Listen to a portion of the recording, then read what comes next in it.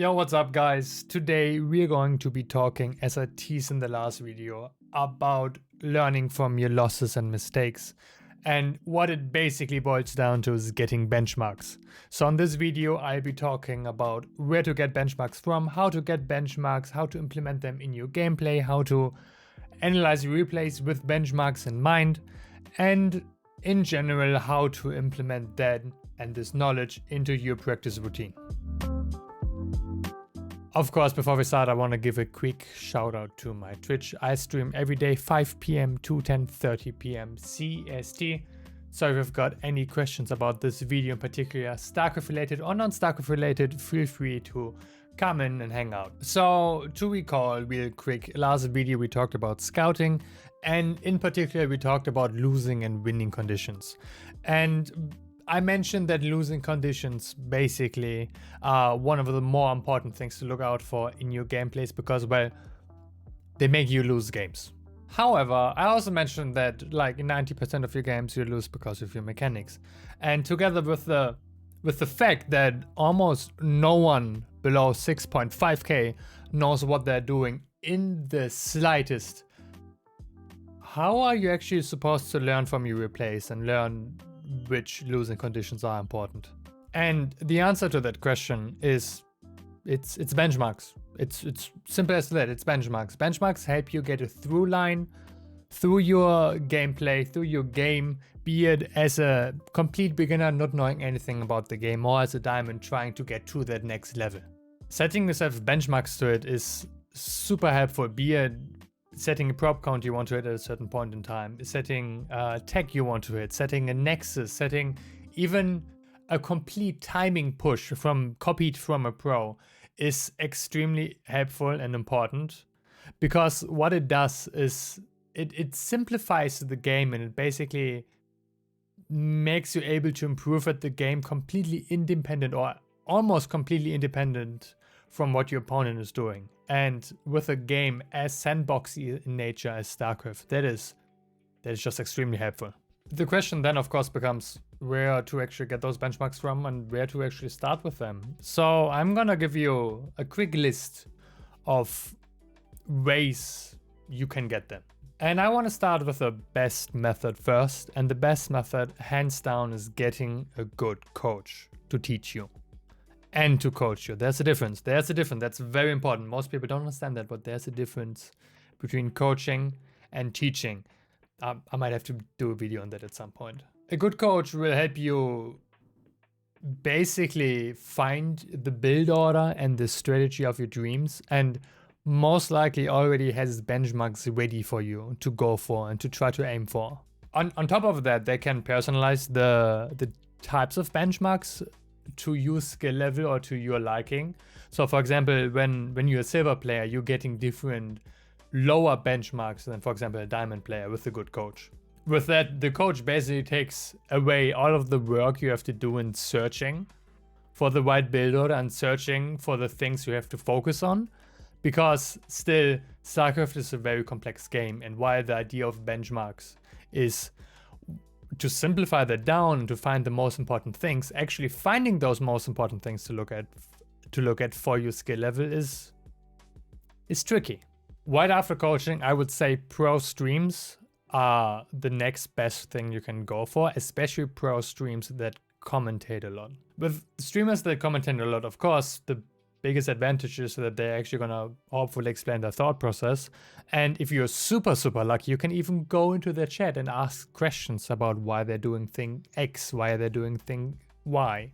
However, finding a streamer that plays the exact style that you want to go for is going to be a little bit tricky. After watching streamers play from their POV, you have tournament games. The advantage of tournament games is that you see both sides, and most of the time, especially if it's a high level tournament, you see strategies that definitely aren't for shits and giggles. Of course, the downside of watching tournaments is that you don't get their POV, you don't get their thoughts, and you probably only get the thoughts of the casters, and casters have to simplify the game down to an extent where you're probably not going to learn a lot. But you can still search for the benchmarks for the exact timings, because most of the time in tournament games, they have their production tab open. You can still search for the benchmarks you want if they go for a star you want to copy. And if you really want to go in deep, you can check for replay packs from either tournaments or streamers.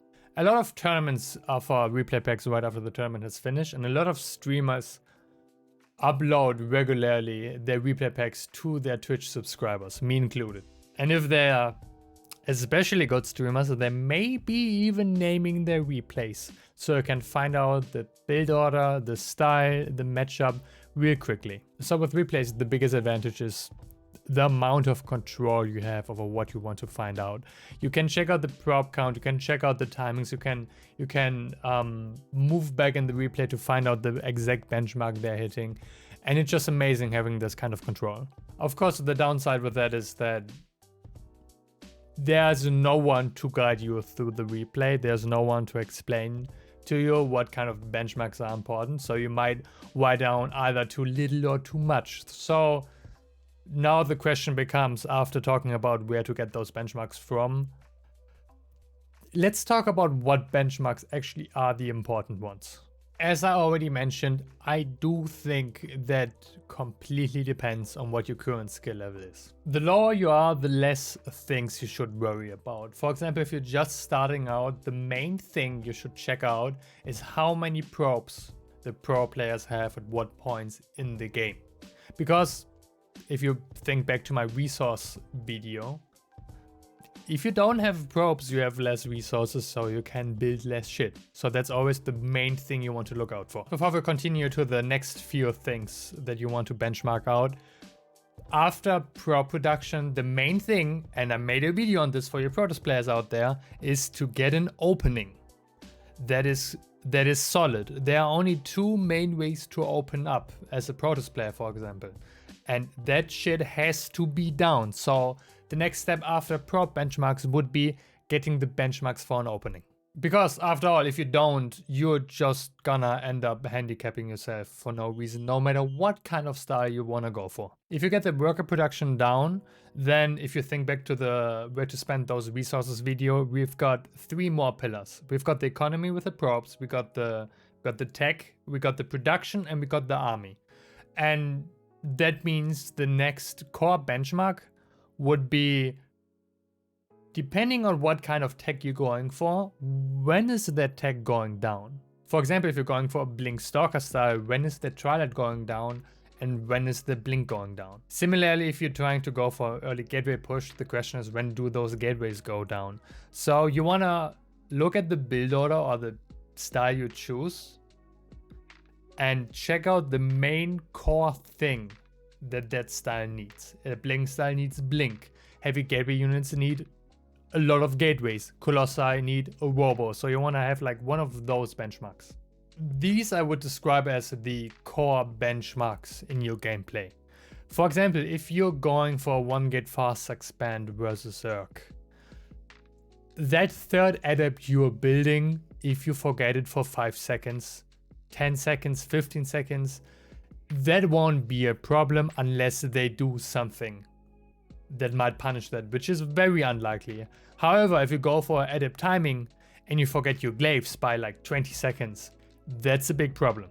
Which, to be fair, almost brings up a different topic that I might have to make a video on, maybe next week, maybe the week afterwards, which is priority lists in your gameplay. So stay tuned for that. After getting those core benchmarks down, that without a coach you just kinda have to figure out which are the core benchmarks and which aren't by mostly try and error, you will slowly add in more and more benchmarks from pro replays until you basically perfect the build order, which means that you can kill an AI opponent like a GM with no worries. However, then the question becomes, how do you react to your opponent with those benchmarks? So now we will actually talk about what to really do with those benchmarks in your current practice routine. And please let this be the main thing you take away from this video. If you are playing a ladder game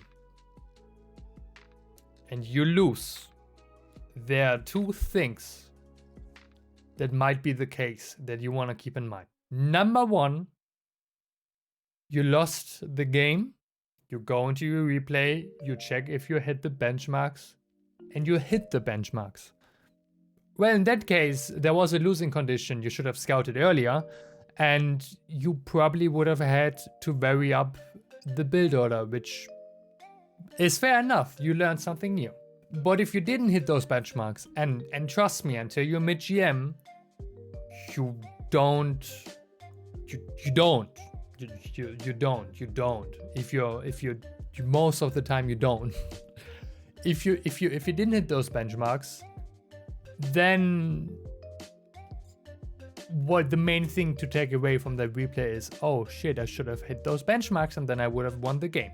Of course, in those situations, you can still think about what you would have done different strategy-wise if you didn't hit those benchmarks. For example, if you try to go for an all-in, any all-in, and you notice you're missing the timing, and because of that you don't go in, you still can figure out if it would have been smart to go in later, or you could have figured out like what to do afterwards in the case that happens again.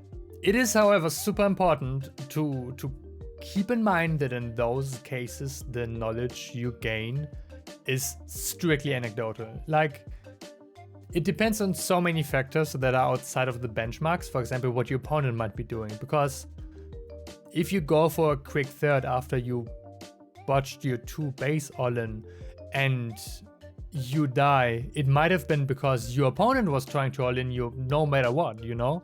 Or it could have been that your opponent was really greedy afterwards. So it's hard to gain specific game knowledge, especially if you're in lower leagues.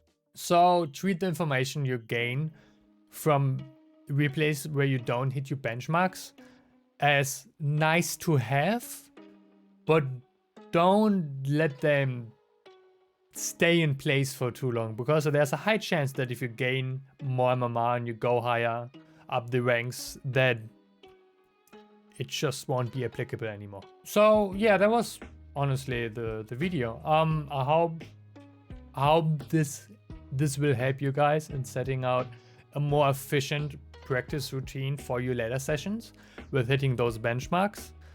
Next video will maybe be about the priority list that I talked about, which doesn't sound like a lot, but is what I think is what like almost everything in Starcraft, especially in pro level, is based around, in the way people think about the mechanics in the game. Until then, I have now started, as you might have noticed, to upload twice a week. Sundays will continue to be guide day, as long as I get the guide finished by then. And Wednesday will now be either Twitch highlights or whatever. I'm not sure yet. I figured that out, but I will definitely upload something on that. Until then, please feel free to do the YouTube thing of liking, sharing, subscribing, commenting, whatsoever. Also, once again, I've got all the social media linked down below, including my Twitch, which once again I stream every day, Mondays to Fridays, 5 p.m. to 10:30 p.m. CST. Once again, I hope the video helped. I hope you're going to have a great morning, evening, afternoon, night, whatever time zone you're in and whatever time you're watching this. Just have a great one. See you soon. Peace.